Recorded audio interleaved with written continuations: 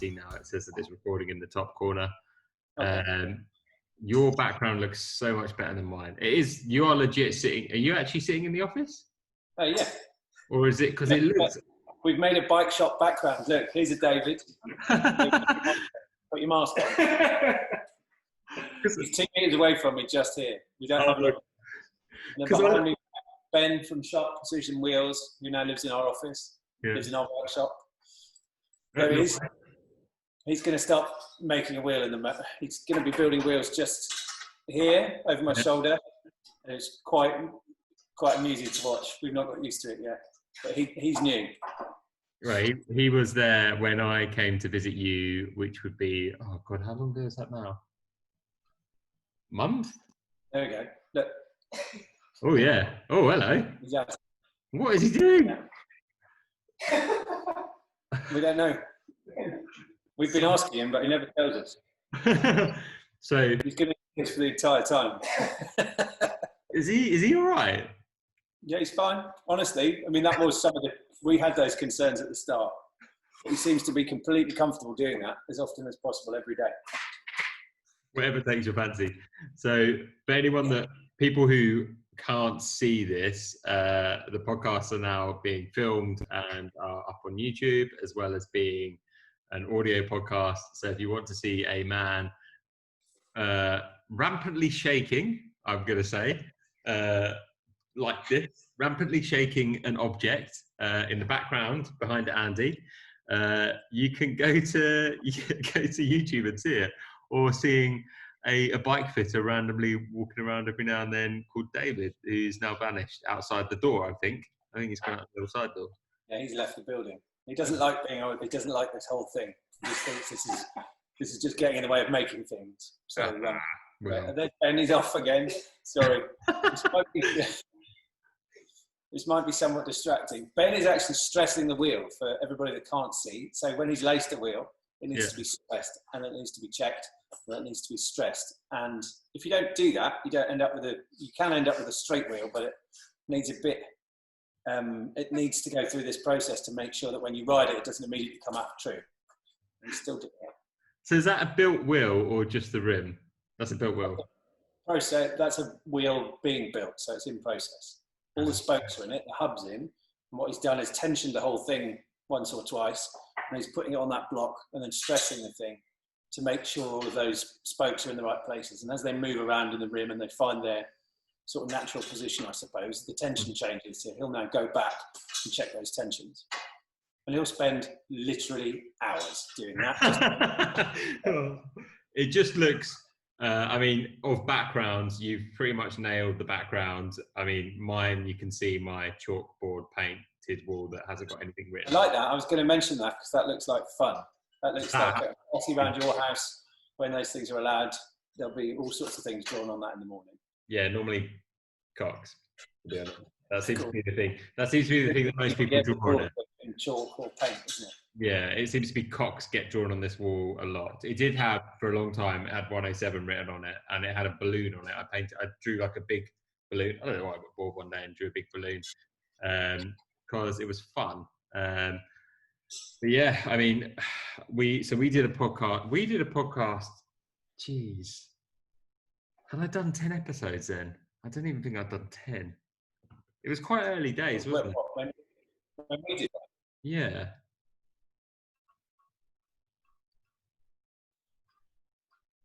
Oh, Andy. I think it was like number 6 or something. It was very early on. Yeah, I'm not sure. I'm going to look it up quickly now. It was early, although that's not it. Where are you, podcasts?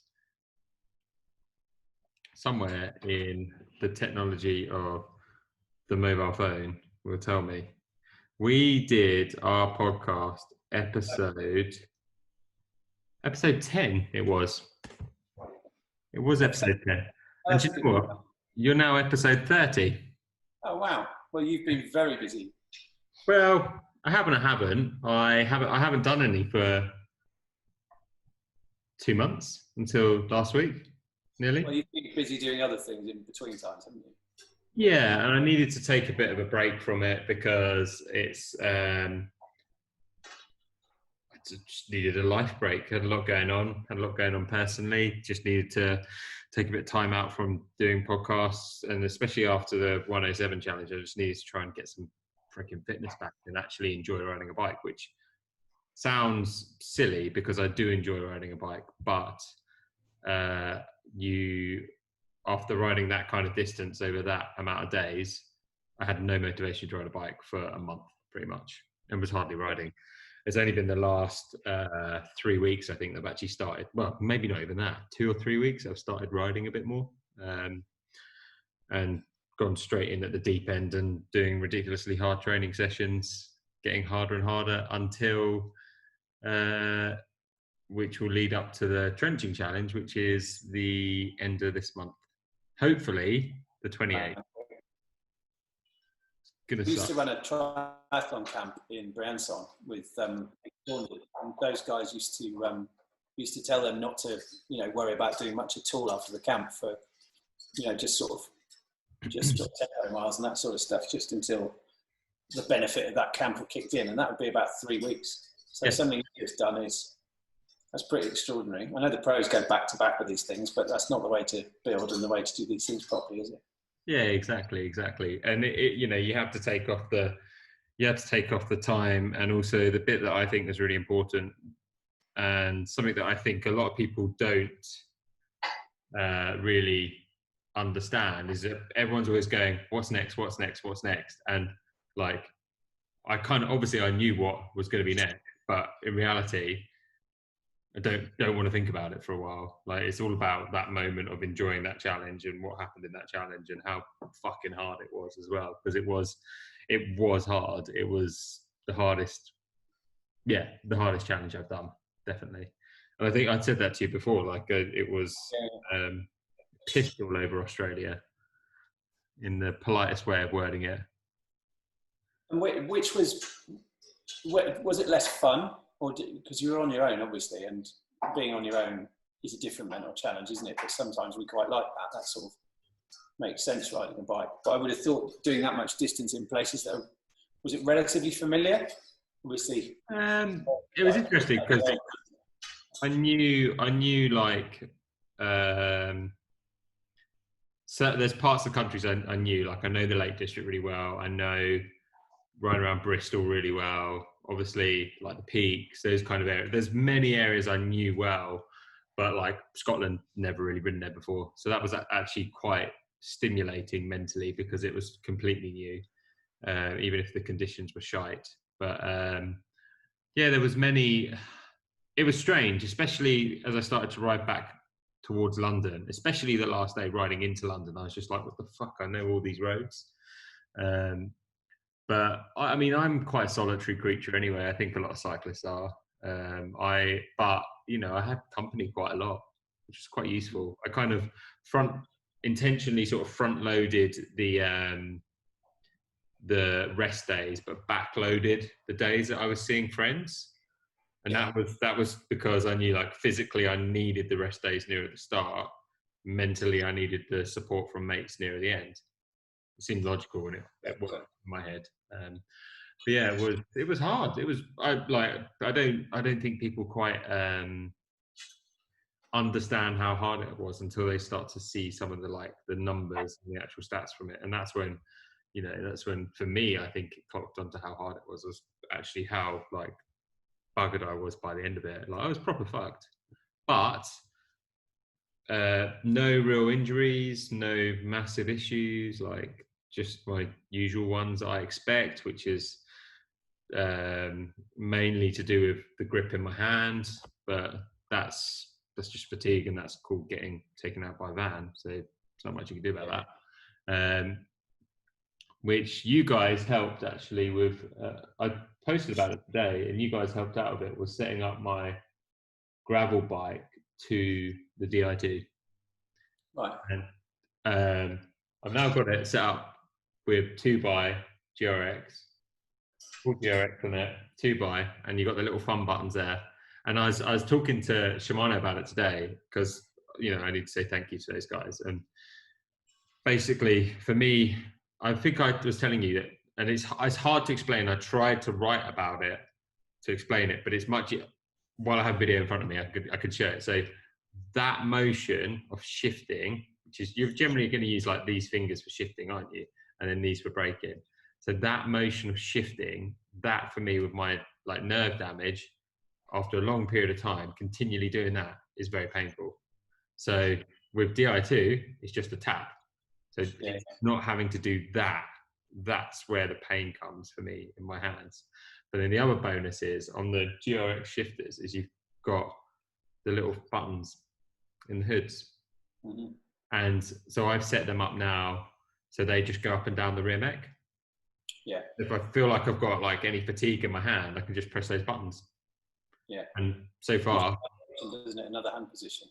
Yeah, exactly. So the theory is it helps with more with the fatigue. Like I was finding, it was the first bike I've used in quite a long time that had a mechanical group set, and I straight away was like, yeah, this is going to cause a problem. But yeah, you guys helped out with that when I was down with you guys last, which was probably it was out of lockdown. It was after 107. We had some fun with painting some wheels. We did, yeah. And they look amazing. They actually look quite good. You did a good job, didn't you? Mate, it was great. You should be pleased with yourself. That was quite a good job. I know Sam, but I think he would have been impressed. I think it came out all right. The only problem was that I chipped one of them straight away. I don't even know how I did it, but chipped it, and I was just like, "Fuck's sake!" But oh well. Vanilla Workshop and Speedwagon, I think they used to have it listed on their website. I don't anymore, but they used to charge you 15 quid to scratch your bike for you. So you didn't make the first scratch. So I thought it was pretty good. Yeah. And we also painted a frame together. Well, we did. And you've told me that it's finished and you haven't shown me, which means you're a massive cock tease. I am indeed. So, well, I'll show you later. How's that? Yeah. So this is a frame that's going to be... I'll show you later. Yeah, show me later. It's a frame that's going to be raffled off for charity. We just need to... I don't even know what... We're going to build it up. I haven't figured out quite what to build it up with yet because... Have we got any parts for it? There's a load of random stuff in that box,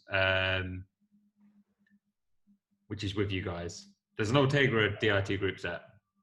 And do you want that on it? Because I've got Simon coming in to do some photography he's in on Friday, but I just want to try and get some shots for you. So you've got a record of it and you can show them to everybody and they can see how great it is. Because I'm going to show you, I will show you in a minute, but it's obviously not going to look as wonderful as it does on camera.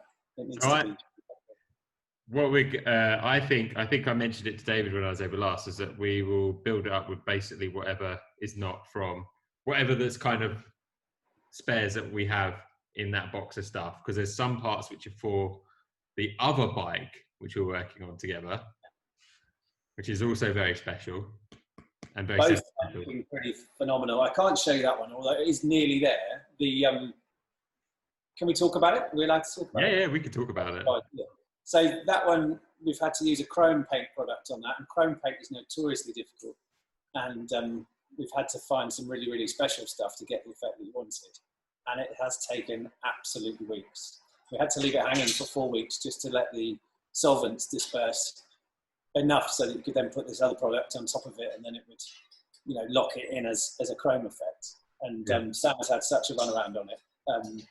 I just try not to mention it too much to him, but it's nearly there, and he's got to clean it, and then I think there's another coat of clear going on it, and then it's pretty much there.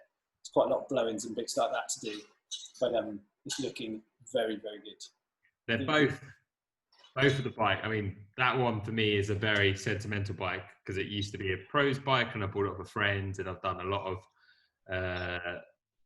relay 24 hours on it, and the story about that one was it was pretty scuffed up and pretty marked up, and I've always wanted it to look like Bolsenhagen's national champs bike. So if you haven't seen that, search for it online. It's a work of art. When it was Dimension Data. No, it was MTN Quebecer actually still, and I hope so. We put Quebecer on it, so Yeah, it was MTN Quebecer. I mean, they all had Quebecer on them still when they were Dimension Data.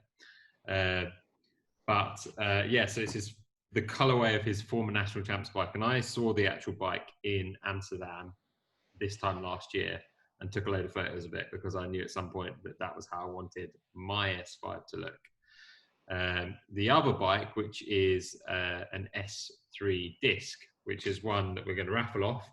And that one, basically, the guys at Gun Control, which is the paint studio, which is basically through there, if I'm correct on my positioning. Yeah, it's that side, isn't it? Not next to the man breaking wheels again. I'm still breaking wheels. The guys are painting next door. And so Sammy in the paint studio basically prepped the frame for me, put all the logos on and everything like that. And then I went to town with some quite... I mean, I think it came up pretty cool. Your silence is deafening, though. I think... that wasn't dramatic. That wasn't for dramatic effect. We lost the internet for a moment. But yeah, when you turned up, when anybody says they want to come and do their own thing, and can we support them to do their own thing? It's a bit like, well, you know, we want to help, but similarly having somebody wandering around a paint room where there's chemicals everywhere and there's processes and there's health and safety and all that sort of stuff, it can be quite difficult. So we put you in the pig shed at the back and then left you to it. But you don't expect, when we was having a chat beforehand, weren't we? And I said, try and keep the paint flat. Yeah. Any relief in the paint. You remember from your the other one you got us to do that was really complicated, the marbled massive attack you had from WyndyMilla. That was incredibly complex. And when that much product builds up on the bike as a result of dipping it in water covered in paint, it's quite a big challenge then to make it flat. So the fact that you managed to keep your design, which is by my feet right now, so flat and so nice, is really good. And it does mean that the end result, I think, is a lot better than it could have been had you have not taken careful attention to those guidelines, if you like, that we gave you. I listened. You told me very strictly as if you were my dad. And I was like, okay, I hear you, it's fine. And I got shut in the back of the shed and just went to town with it. And it will be, I think, when it's all built up, it's going to look really, really quite cool. Yeah. It's been hung on the peg here. Sam was obviously on holiday, as you know. He hardly ever has a day off. Comes in and this is hung on the peg and he's over the moon with it. He's just like... Really? Yeah. Good. I think he's a little bit disappointed it wasn't worse. I certainly was. I mean, should we have a look? Do you want to see it? Yeah, I'd love to. This is it. Oh, shit. Yeah. Shit, right? Man, that looks so good. If you're just listening to this and can't see it, this has been basically painted with 3 metallic colours by Chris, who's applied them all in our shed with some paper, just wax paper. Yeah. Over this S3. What is it? It's an S3 disc, Cervélo S3 disc. And then we masked the logos off for him. And then they've been done in white. And then he's done everything else. I can't see it. I don't know what you can see here. It looks so good. So good. It's really good. And the fork works beautifully with that. I haven't got that to show you just now, but you can imagine that is pretty cool. So well done. That really makes the gloss on it really makes like the gold pop, doesn't it? It's really beautiful. I'd write Scream Customs on that. That is really, really lovely. And I wouldn't say that for the sake of it. Yeah, it looks a work of art, that does. Yeah. Lovely. So we're keeping that. Yeah, we're not going to raffle it off. I'll just donate money to charity. We need to find some nice components to go on it, I think, and then whoever has that is going to be very, very proud. Did you see my face? Oh, it's on a bag here, but it's safe and it'll be fine. We'll find some components and then. Yeah, nice. So this is also an incentive for anyone that hasn't watched any of these on YouTube. Should probably go watch it on YouTube because that's the first time I've seen it finished. I didn't see your face because I was concentrating on. I want to see your face again. Yeah, look at that. Yeah, it looks so good. Filing is a beautiful, beautiful sight. Oh, I'm happy with that. There we go. I'm really happy with that. So anyway, let's actually talk about how things are going for you guys. There's a lot's changed since we last spoke. Yeah. So when did we last speak? It was just after lockdown had started, wasn't it? Probably March or April, I think. Maybe April. Yeah. So at that point, the whole world had stopped spinning, and we didn't know what to do except contact customers and tell them we couldn't build their bikes anymore, because Italy locked down first. Everybody was really, really lovely about it, and that gave us loads and loads of space to think about how we were going to run the business going forward. So we spent most of lockdown, and the guys went off on furlough, and I spent most of lockdown talking with Chris and Andy and everybody else over the phone about what we were going to do next and how we were going to shape the two brands and get gun control away, so that could be independent, and all of those things have happened. So we're now in a really nice position. Everybody's had a really hard time, so we have to be mindful of that. And I suspect in some ways we're all still having our own version of a hard time. We can't go to the pub and all those other things, but it's been fantastic. It's been really good. Our customers have been super supportive. I think we've got 3 frames left to get out the door, and some of those have got complex paint, so they've been held up for those reasons. Customers wanting this or that.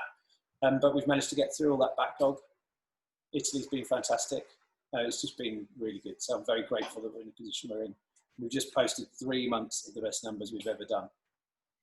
So Pretty good. It feels pretty good. And you've moved into a much better space.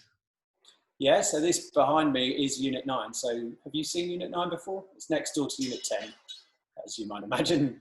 And, Unit 10 is the paint shop, and it's pretty nice in there. And we've got lots of kit, and it looks good. This was just a barn a few months ago, and when we got back from lockdown, we couldn't really imagine doing much to the space, given we couldn't have visitors and we didn't have any sales to support. Coming out of lockdown, we had to get that stuff we had to do the work to make those sales come back. But as we grew a little bit more confidence, we started doing a bit more work internally, and we've now managed to make it look like this. There's a beer fridge over my shoulder, which is good.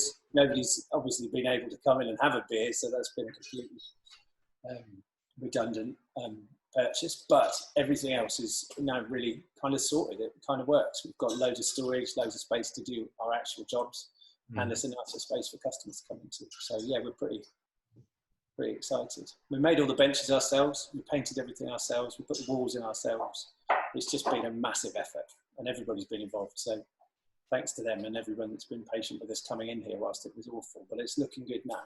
Yeah, and then you've got, I mean, I can see in the background, I think on would be your right side, so that where Mate Boy is bending wheels. Yeah.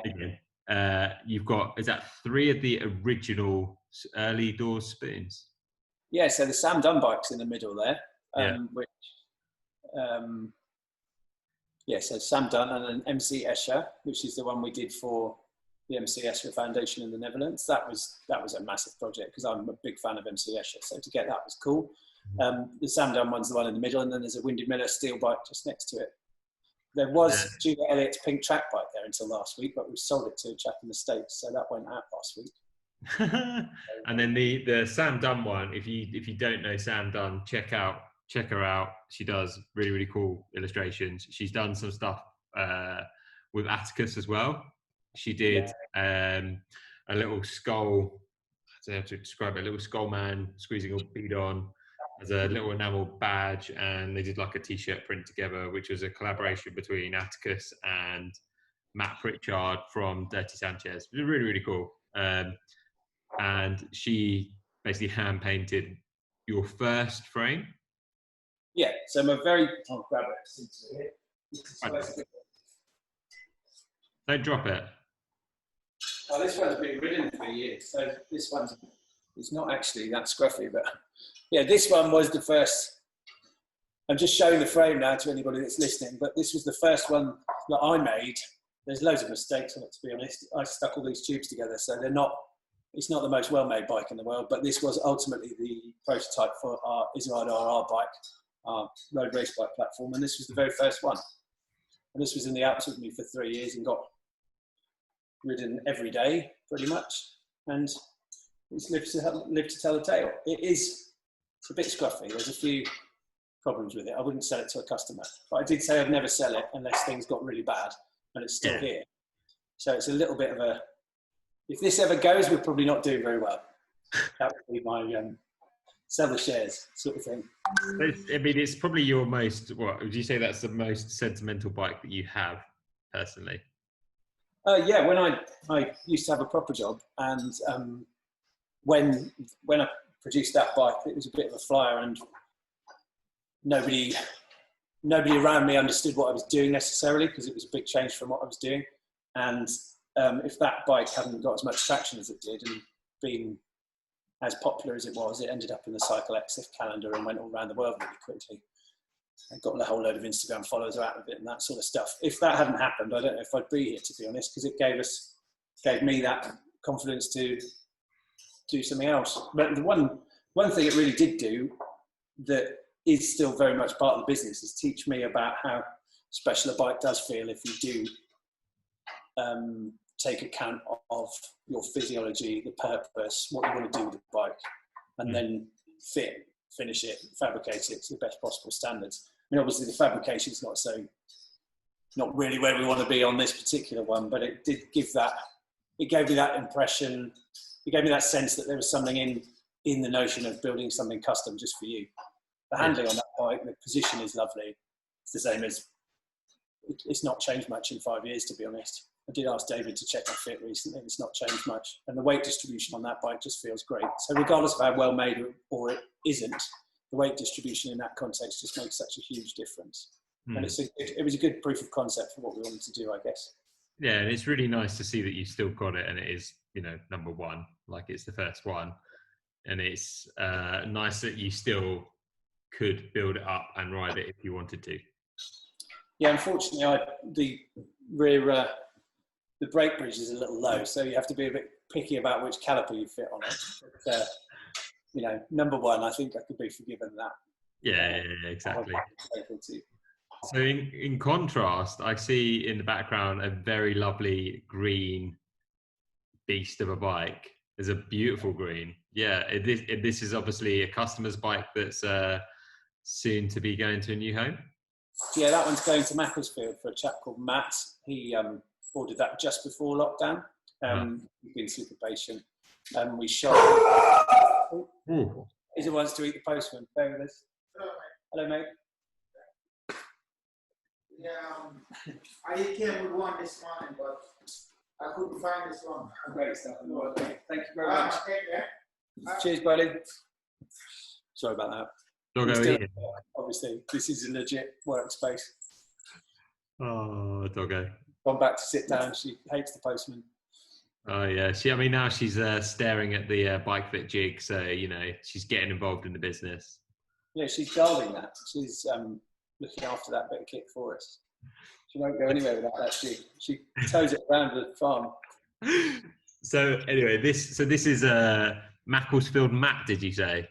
Yeah, Macclesfield Matt. So he that's Campag record mechanical. This is about as close to my sense of perfection as it can get.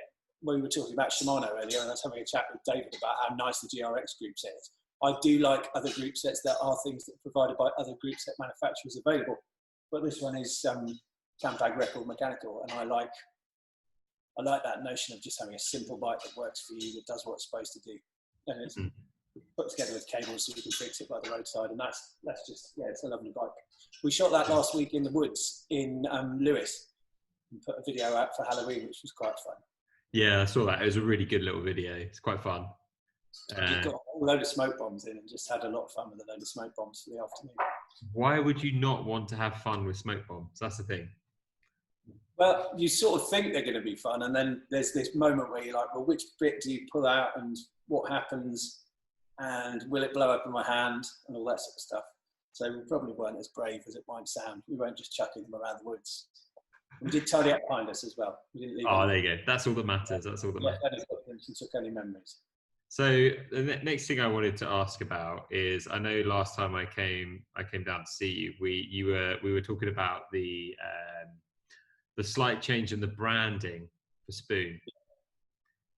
Has that started to be implemented on bikes? Is that still, what's the latest on that? Because for me, the original Spoon branding is very beautiful, and and I think very iconic, but I think the rebranding you've done to it really sort of modernizes it, and it's very slick.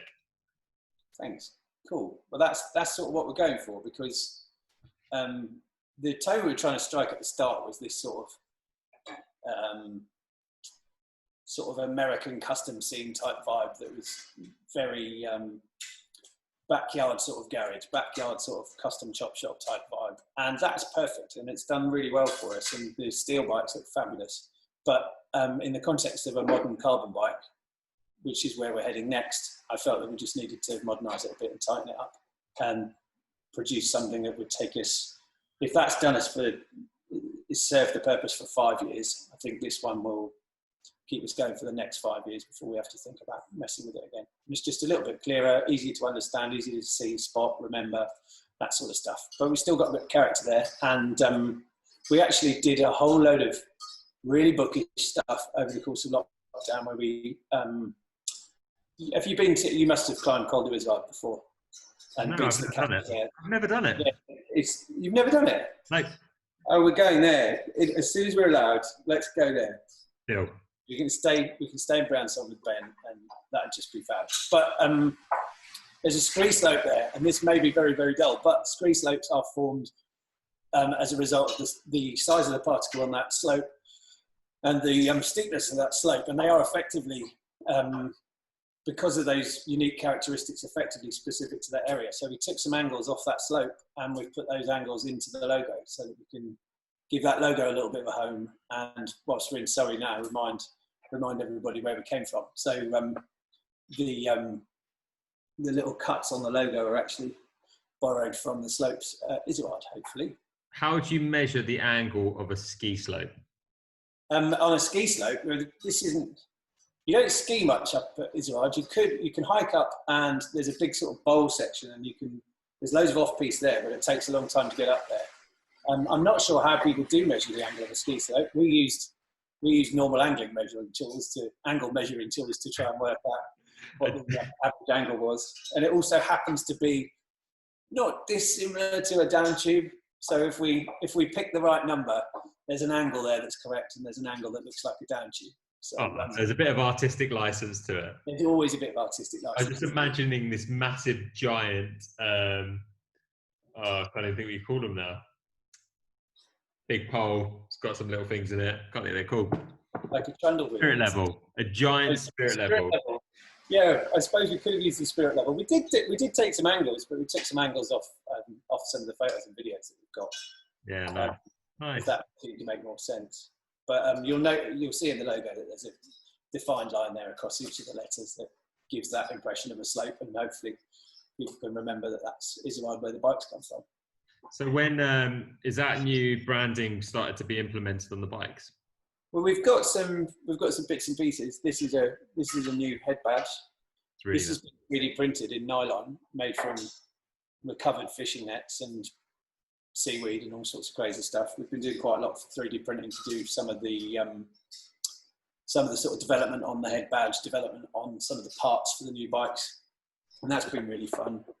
And we're actually printing bits and pieces with recycled fishing nets, recovered ocean plastic. And that's been really, really interesting. And that gives us the opportunity to do things we might otherwise find quite difficult. So, for example, our down tube head tube component is molded, and we opened a mold to create that mold, to create that part, and to change that, to adapt it is really expensive. So we've been 3D printing components to allow us to alter those molds to take slightly bigger top cups so we can run internal cabling right through the frames. That's been quite interesting. We've got that all done over lockdown, and I suspect we probably wouldn't have been able to do that if we were just operating as normal. Is that just for getting the time on the 3D printers? Just for having time to think about that stuff. Yeah, the funny thing is, about the really good thing about lockdown for us was that it gave us time to pause, and we haven't had that for years. So running around for 5 years in my case, or 10 years in WyndyMilla's case, just trying to do the same thing, to get the thing done, to get the sales in, it's exhausting, and you don't ever get time to stop and think, okay, if I was doing this again, if I was going to start again, what would I do differently? And that's the pause that lockdown gave us, basically. start thinking, well, if we want a new head badge, how are we going to do that? Well, we've got some people down the road with some 3D printers. Let's talk to them. And then, things that might otherwise take quite a long time in the normal run of a business, we had time to do. So, yeah, it's good. You should have, we're doing some visuals at the moment for the new frame, and we should have those to put out for you next week, basically. So if you have a look on springcustoms.com next week, there should be some nice visuals of our new carbon frame on there. Nice, that's really cool. Really cool. Yeah, it's really fun. Then the big part about the office all moving to where you are now is so that, as you said earlier, the paint guys are literally one door across.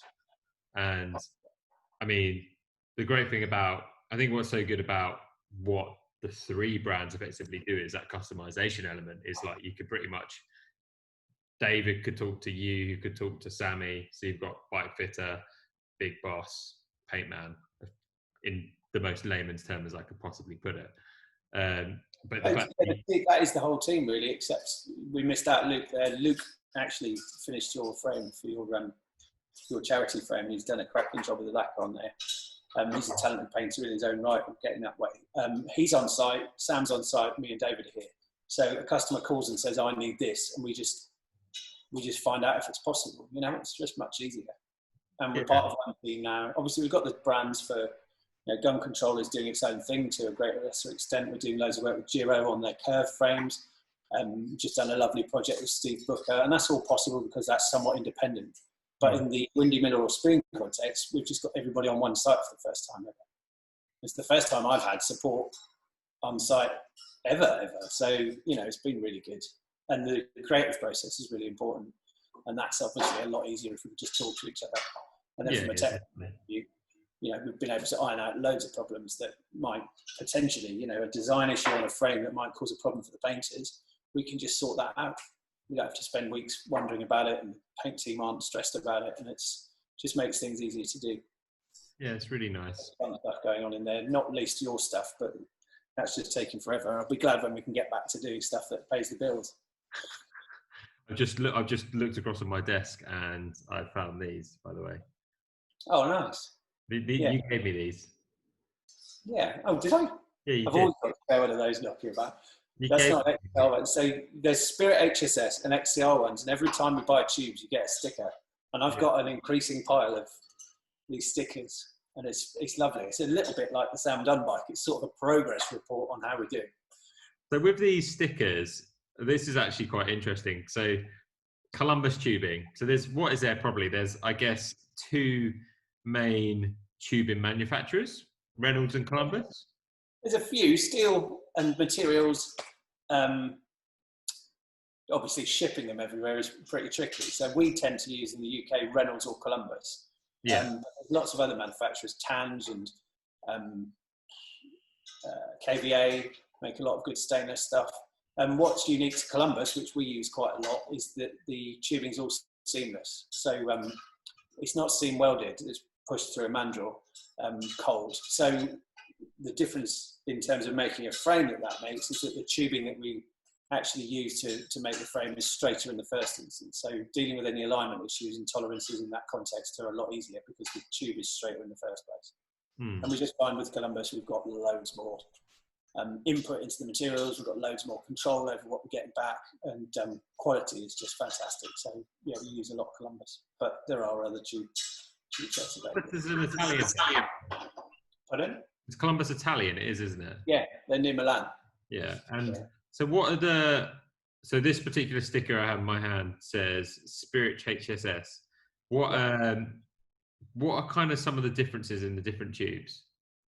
But at the top end, so Spirit and XCR, everybody knows like Reynolds 531 or 631 or whatever. 531 was old, I'm not 100% up to speed on the Reynolds range, but basically the basic steel tubing that Columbus used to sell and that Reynolds sell and that sits beneath all of their top flight tube sets is that it's they had difficulties drawing it to thin enough profiles to make it perform with the mechanical characteristics that you need to make decent, strong, stiff, responsive, lightweight modern race frame. And when steel sort of fell out of fashion and we moved to aluminium and then to carbon in the sort of racing world and the mass market, Columbus and Reynolds stuck with that material. And tube sets like 853 and Spirit HSS or XCR, which is the stainless equivalent, have niobium present in the alloy, and that allows them to draw those tubes to a much thinner profile. So you're using the same amount of steel, so the same weight, but drawing it up to a much, much thinner wall thickness. And that allows us to butt the tubes really precisely so that we're just deploying the steel where we need it at the junctions and not in the middle of the tubes where you don't need so much strength effectively, and then therefore not so much weight. The result is you've seen the down tubes on my HSS frames, and it's a very, very big square section tube that provides a characteristic at the front of that frame that is not dissimilar to a carbon race bike in terms of its response to pedaling input. Where you then gain in that steel context is when you're perhaps heading downhill super fast. If you're on a less sophisticated carbon frame, that carbon frame might give you that sort of sense of the jitters that you sometimes get on a cheaper carbon frame. Yeah, nice. Obviously, at the top end, carbon and steel are.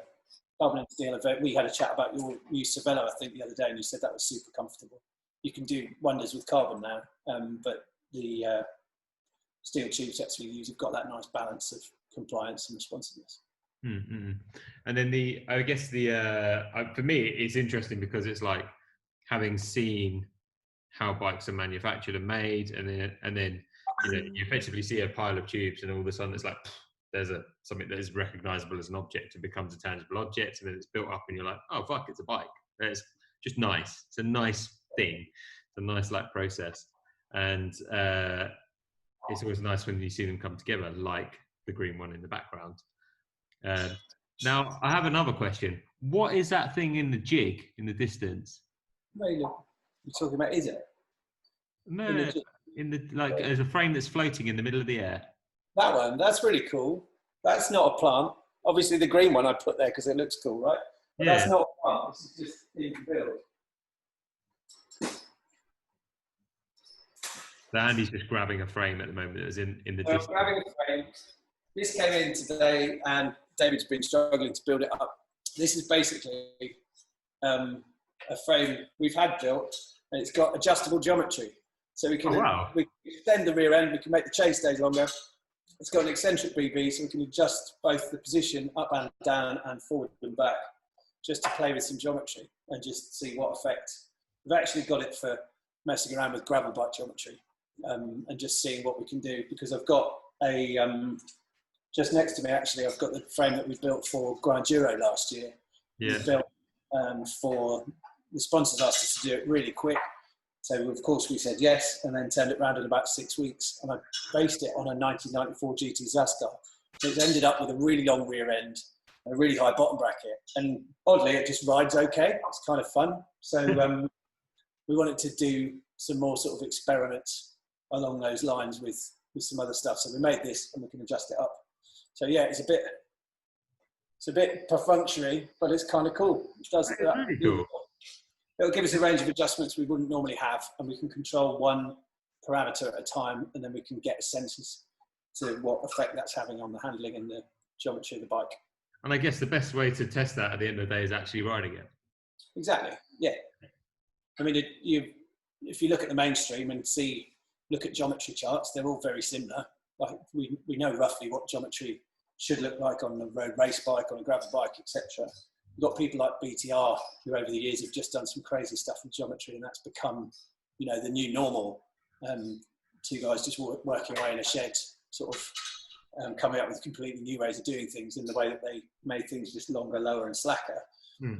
But in the main, we want to try and create something that's familiar to people, but then put a bit of a spin on it based on that rider's experience and their own perfect needs, Yeah.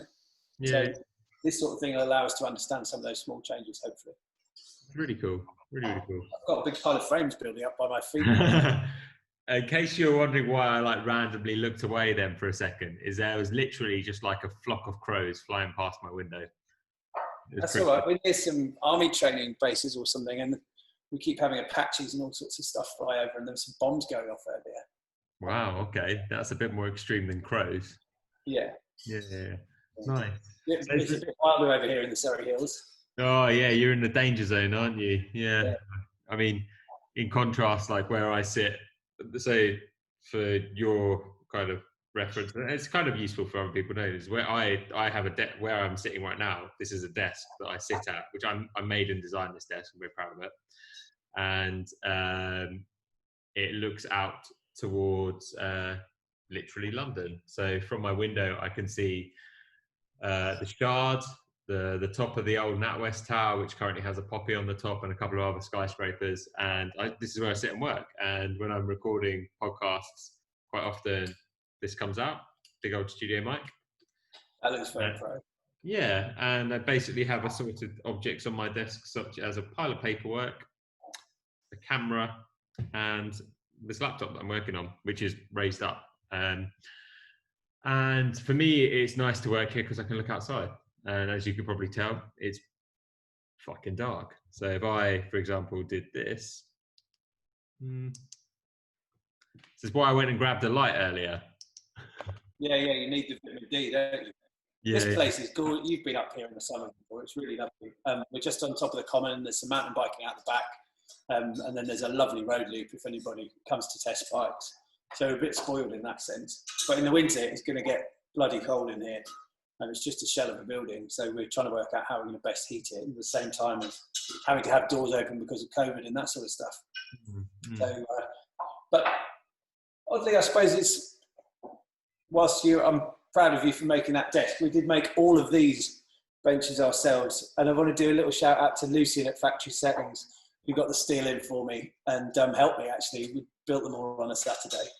And that's been making sort of custom arrangements for these things, working from home or wherever you're at, seems to be what everybody's doing at the moment. I've got a couple of flatmates and they're stuck in the house. I'm not stuck in the house, I never am. Feel really lucky about that, but they're making stand-up desks and all sorts of things just to make their space that little bit more bearable. Yeah, it's definitely a tough thing, isn't it? Like, I'm quite lucky that I can look out, and I have the window in my flat is very large, so it's effectively 3 windows wide. It's probably 2.5 meters across, so it's big. So it gets lots of natural light in, so I can sit at the desk, and when I'm struggling for like motivation and stuff, I can just look outside and see what's going on. Normally involves a flock of crows or pigeons. I get pigeons that sit at the windowsill, which is quite funny. And it's a hard thing, isn't it? Like the whole working from home right now. Like I think some people have adjusted to it quite well, but I think a lot of people are struggling with it. And I think that's just because people aren't used to it. Like I'm quite lucky that I realistically have worked from home on and off probably for 2 or 3 years now. So probably 3 years. So it wasn't that much of a hard adjustment. I think the bit that people find tricky is allowing yourself to switch off from work. That's the bit that people struggle with. And the good thing about when you go to an office or a workplace is you're going somewhere, and there's first of all there's that travel time there and that travel time back, which allows you to recompress and equally decompress at the end of your day. I think that probably quite a lot of people are saying that one of the struggles they're having is switching off, and that can only improve from, to be honest, practice. The more you do it, the easier it will get to switch off and allow yourself to separate it. And for me, the one frustration I have is having a desk in my living room space, but it'd be nicer to be able to close it off and have a separate room. But equally, because I've done it for quite a while, I'm quite good at being able to go, yep, cool, done, laptop shut. What I thought was quite interesting is they've said that productivity is up for people working at home. It's meant that businesses are being way more productive. But that's that whole big bad boss sort of notion that people are just going to do nothing if you leave them to their own devices. I don't think that plays out. I think people want to go and do their own thing. Maybe they want to pop out for lunch on their own terms. They want to maybe stay an extra half an hour if they need to. But that's not the same as slacking off. And my experience has been, if most of my mates sort of getting through this the best way they know how, is they're working longer hours and they're doing more. And they're only having to get up and walk down to the laptop and then open that, as you say, crack on for the day. And why not close it at 8 o'clock instead of 5? Because, you're not going to do anything else, are you? There's not much else going on. Yeah, definitely. And I mean, it is a tricky situation. There's definitely a fine balancing act, which I don't think a lot of people have quite got to point with yet. But we'll see. I mean, I can't see. I know we're currently in lockdown again until the 2nd of December. Yeah. My birthday is the 18th of December, and I'm kind of fully prepared that I'm probably going to have a lockdown birthday, in all honesty. I don't really have an issue with that, to be honest. But I feel that it will probably get extended, which is fine. It does seem that way. But Yeah. the cases are levelling off, and it looks like things are under control. But it's sort of you can't imagine how we get out of this cycle of going into lockdown, coming out of lockdown, going into lockdown. It just doesn't. I sound really laid back about it, I suppose, but from our point of view, people are still interested in the only thing you're allowed to do, really, which is buy or ride a bike. There's not much else going on at the moment. And from my point of view, that makes me feel relatively optimistic about it. But on the pessimistic side of it, which you can't help but think about, it's difficult to understand when we'll come out of this. When we can go back to, we were joking, but when we can go and ride Iswild or something, we used to just get on a plane and go and do that, and that was completely doable. Or jump in the van and drive over there. That stuff's just not possible. It's not going to be possible for a while. So that's kind of sad. We've got to help each other to manage that sort of stuff. Yeah, definitely. I think it's going to be interesting to see how 2021 goes, because like you say, there's definitely one of the big strengths I've taken out of this year is there's been, in the UK, we had that initial real big burst of love for cycling in 2012, say, yeah? Big year, Bradley Wiggins winning the Tour de France, like all of that really helped to grow the interest in cycling. And then I personally feel like it sort of tapered off in the last couple of years. People kind of got used to the fact that, like, oh yeah, we're winning the Tour de France again, or the World Tour this year, or whatever it was. And then interestingly, this year, I feel like, one, because of lockdown, but also because there's in the pro side, there's what feels like a new young generation of riders that are coming through that are doing really well. Definitely on the British side, if we look at Theo Gegenhardt winning the Giro, but internationally there seems to be like a change of the guard in the pro peloton, and same thing, because people have got time to do. People are actually watching the bike races because they're like, I just put them on while I'm working in the background. Like, we had 3 Grand Tours in 3 months, really, like basically consecutively. They said that it was 100 days of racing in something like 70 days. It's crazy. And the fact that all the Grand Tours happened, and I mean, unfortunately some races did get cancelled, like the Roubaix got cancelled, and then the women's Roubaix, which would have been the first time that has ever happened, got cancelled as well, which is really sad. But we're quite lucky with cycling is that, 1, we're allowed to do it. 2, it's classed as essential, exercise, and also bike businesses are classed as being an essential business, which is great for WyndyMilla, for Spoon, for Gun Control. It's classed as being an essential business because you're supporting exercising effectively. And we didn't take advantage of that to the extent that we could have. We felt it was necessary to close down operations and do less of what we were doing. We still service people's bikes, and we service quite a lot of bikes for people that just called up and were really stuck, NHS workers, that sort of stuff. But we didn't feel that selling, bikes at the level that we sell them at would be appropriate to open on that special dispensation that was granted to some bike shops. So we just did a bit to sort of get by when we could help people out, and kept the operations as small as possible. We didn't sort of open the doors as soon as we were able, type stuff. We worked really hard to come back in a way that made sense to us and to our customers. So there wasn't this, bonanza on. We didn't sort of roll up the shutters and say, quick, come and buy a bike, sort of thing. We've tried to do it in a sensitive way as possible. And we've tried to come back steadily and slowly. Like the renovations we've only just done because we didn't feel confident doing those earlier. Obviously, we've put ourselves in a position where we've now got a nice space and no people in it, but that's sort of ready to go in the spring, I suppose. Yeah, amazing. I feel like I might ask you your 5 tips again, but I feel like we did it last time. But someone told me off for not asking it in the last podcast. Right. And your five tips, your life hacks were pretty good last time. Well, they were, but you gave me time to prepare last time. You just dropped it on me. I would say, so 5 tips. 5 tips. You're now thinking, Chris, you fucking arsehole. Like, I showed you the bike as well. So if you were nice to me, I'd show you the bike. And I thought, oh, he's being good. I'll show him his bike. 5 tips would be stop. Don't. The first one relates to a frame, because we had a good chat about it, and it looks great. And there was a sort of know when enough's enough moment, wasn't there? Yeah. You were nervous about this, and I said, no, I think you've done enough, and you had. So I don't really know how to contextualise that into an actual tip, but know when enough's enough as the first one, because that is beautiful, and it's because of what you didn't do. Yes. And what you did, that's a good one. Because you're right, we did stand there for must have been a good half an hour going, oh, do you think it needs a little bit of this? And then you were just like, no, don't do it. You can overdo things, can't you? Design, we approach it from the point of view of, we've obviously got every single colour in the paint shop, we've got every single finish, we've got every single, with Sam, we've got enough skills to pretty much apply any finish to any bicycle.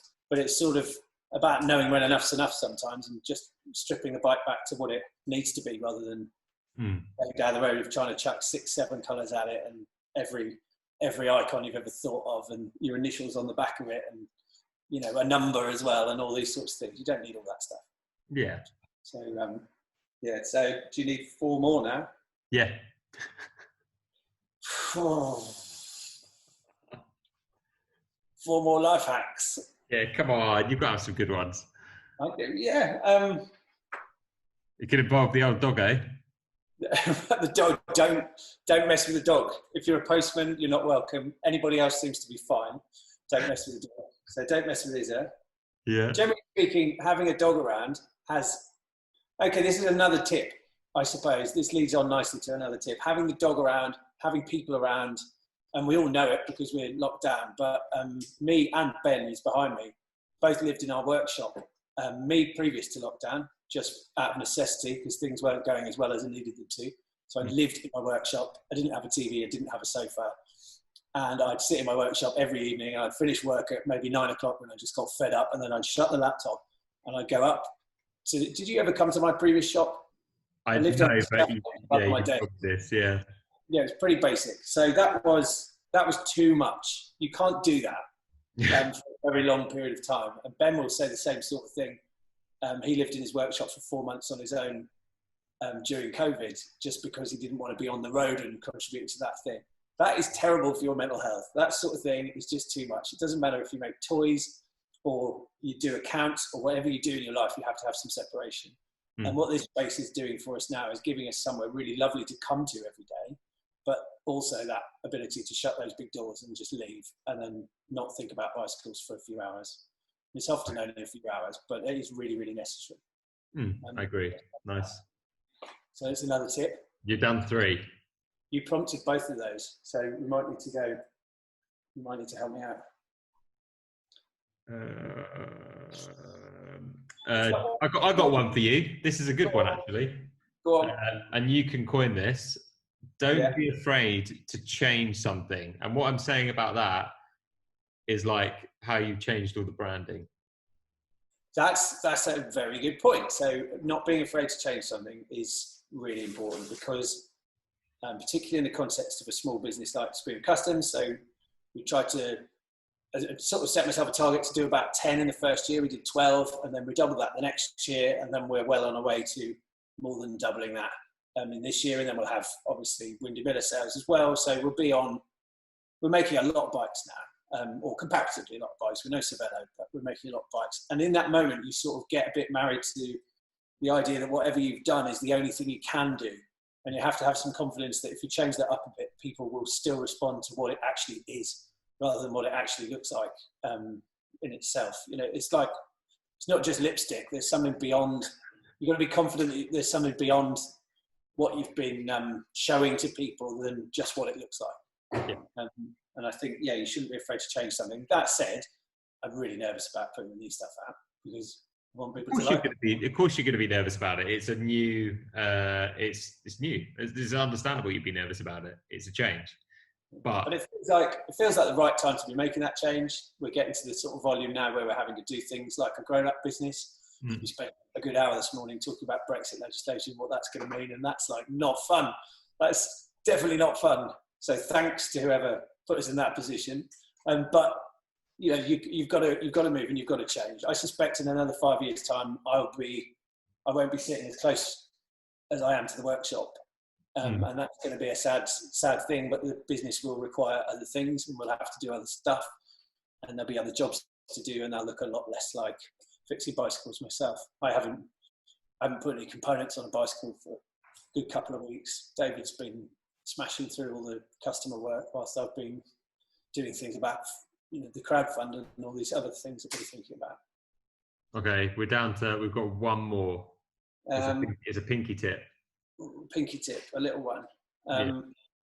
Check your car tyres. I checked my car tyres yesterday. One was down to 15 psi, and I've been looking at the miles per gallon going down and down and down, and I've been thinking, why is my van knackered? Why is it not working? I do the same journey every day at 70 miles an hour. Yeah. And, it's just been creeping down, and I haven't been able to work it out. But I checked my tyres, and my offside left tyre was down to 15 psi, which is not only dangerous, it's expensive and uses more fuel than we need. And my van runs on diesel, which is terrible for the planet. And I was killing more polar bears as a result of not checking my own tyre pressures. So check your tyre pressures, kids. That's really important in a bicycle context or in your van. It is important. I had to. I shouldn't say it. I'm going to say it. My partner was riding around with very flat tyres on her bike. She had 30 psi in one of them. Oh wow! And yeah. And I was like, and when she pumps them up, she'd pump them up to 120 psi. And I was like, you probably need no more than maybe 70 psi in your tyres. That's quite a lot of pressure now. If you have a look at, Ben can chime in here if I'm wrong, but if you look at Envy's new recommendations on tyre pressures for a 28 or 30 mil tyre, they are half what you think they are. So check your tyre pressures does extend to your tubeless setups, because much wider profile rims, hookless rims, they can't take the pressures they shouldn't be run at the pressures that we used to run things at. And some of the limits on hookless rims are maybe 80 psi.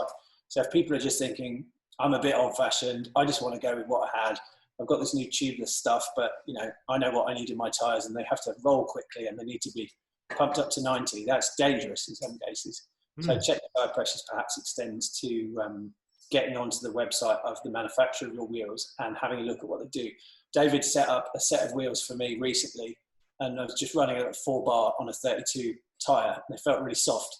And coming out of Brighton, and just, I really, like, if David tells me something, I trust what he says. And I just thought, I'm coming down this hill, I'm going pretty fast. David says I've got enough pressure in this tyre, and it felt really squirmy to start with, just leading into this roundabout, but it held the line, and it was really nice, and it actually felt great. And the ride all day long was just perfect, and the bike felt great. So you have to not be afraid to change something, to my previous tip, but also check the tyre pressures. Nice. I think, tyre pressures is like, I mean, I could probably end up doing a whole bloody podcast just on that topic. We get a lot of problems with tubeless, actually, and people are either struggling to get tyres on and off them, or there's compatibility issues between the tyre and the wheel manufacturer. But the main thing that we're finding is people just not interested in putting sealant in them themselves. And to put sealant in them, obviously you need to take the old sealant out because it's gone hard and it's still in there.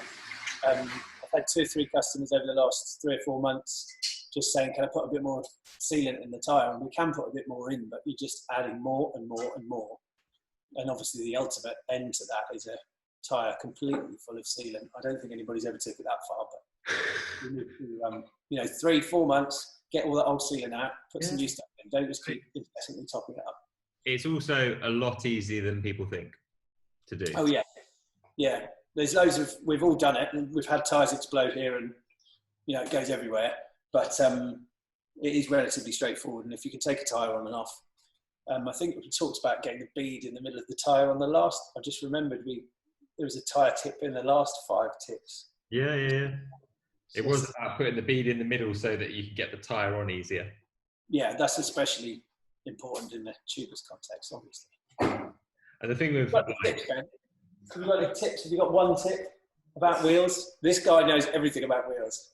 I know it's cheating to ask somebody else, but yeah, if you bought a new pair of wheels, get your rear mech adjusted. Don't just chuck them in your bike and go for a ride. That's probably the biggest problem people make with new pair of wheels. Straight off down the road, and the mech's a fraction of a millimetre out of adjustment, and they dump the chain straight into your new wheel. So always get your bike checked before you go for a ride on your new wheels.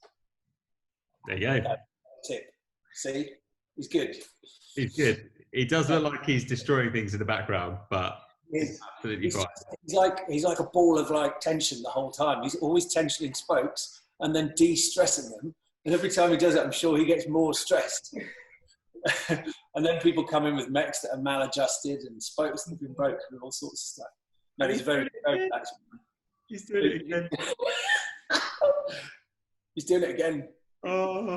He does that all day. The guy has got arms like Popeye. It's unbelievable. Yeah. If you need anything lifted, we just ask him. And on that note, I'm going to end it there. Thank you so much for everything, as usual. It's always a pleasure to talk to you. No worries. It's a pleasure to talk to you. And I can't wait to see that bike built up. I think it just cut out massively then. This cut out. Yeah, we'll get yours built up. I think we're going to build this one up this week, and then we'll get some components on it for you, just as a sort of stopgap. You can put what you want on it, obviously, but we'll get some really lovely pictures of it for you. Incredible. Awesome. And if you can tell all your listeners that we are doing a crowdfund this year.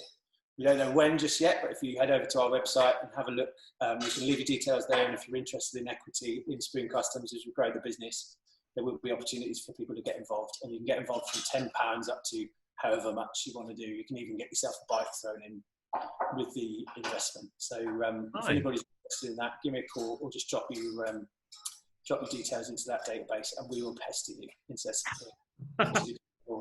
You could even invest £107. Oh yes, wouldn't that be lovely? Wouldn't that be lovely? Yeah. 107 penny sweets. 107 penny sweets. We can't make as many bicycles with penny sweets. But you'll be well fueled. You'll be well fueled with them. I do like a penny sweet or a Haribo. Exactly.